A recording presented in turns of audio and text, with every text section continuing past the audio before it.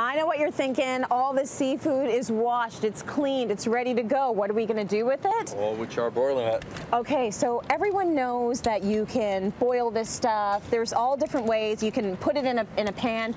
We're throwing it on the grill. Yeah, why not? Why not? And you know what? The flavor from this is insane.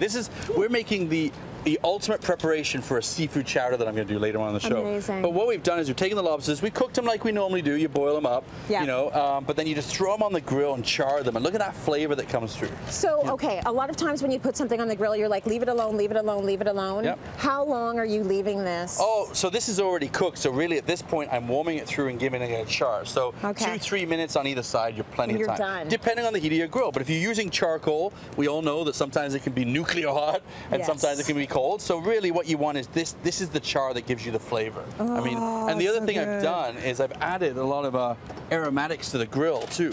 So take your herbs, you know, go out to the garden and throw some oregano. Yeah. I even put like a couple cinnamon sticks on there, and well, that one went right through. But what it does is, you know, as it's cooking, all those flavors start to get into the actual fish, right? And just gives you this amazing. And your guests get to smell it too. Just make sure that you have a barbecue that's this big. Yeah, of course. This is a small one. Throw it all on. And then, you know, even the seafood want to drink from time to time, so you take a little bit of a sparkling wine. I need a fork. Look at that. I don't even need a plate. Just give me a fork and one of these babies. I'm good. You could do that. It'd be perfect. So now, is there anything tricky when it comes to putting these on the grill? What do you need to be looking out for? Really, with the mussels and the clams, they come in their own little protective barrier. They got the shell. So you put them on there, they're great. I mean, you just don't want to leave them on too long. Once they start to, oh, give me that strong. Thank you, sir.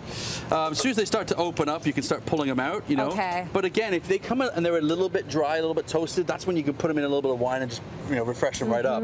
But they're going in a soup, so they're going to have so much flavor. That's the rule for everything. Put it in a little bit of wine. Yeah. And it's going to come back. It's going to be perfect. That works for us too. Right? So all of this is going to be made into a clam chowder. Well, a whole seafood chowder now. A whole seafood chowder now, and it's going to be phenomenal.